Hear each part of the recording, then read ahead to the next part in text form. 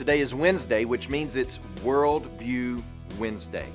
We're considering this question: what is it that shapes the culture in which we live?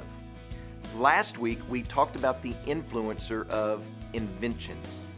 Today, I want to talk about institutions. Institutions, because of shared ideas, beliefs, or practices, human communities end up organizing and creating these institutions that preserve and they promote shared cultural ideas, beliefs, and practices. What would be some culturally significant institutions? Well, think about these: schools, churches, social organizations, newspaper outlets, and even sports leagues. Let's talk about sports leagues for just a minute and how they shape culture. Consider that the NFL, the NBA, and Major League Baseball all pay for airtime to show their sports. They defer that cost to advertisers who pay money to show their products, which shape the taste and perceptions and buying habits of an audience. I remember whenever I was a kid that the third baseman for the Philadelphia Phillies was Mike Schmidt, and he would advertise for Lee jeans by sliding into third base to show how durable and comfortable these jeans were, which is why I wanted Lee jeans, because Mike Schmidt was promoting them.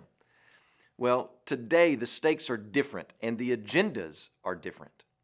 Most recently, Adidas released a commercial with the slogan, "Impossible is nothing."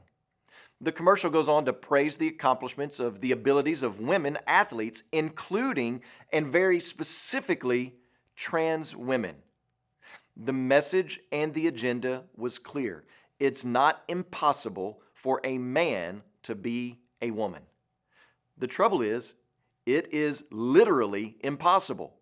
But the institution of sports advertisement is promoting that very message, that it's not impossible for a man to become a woman.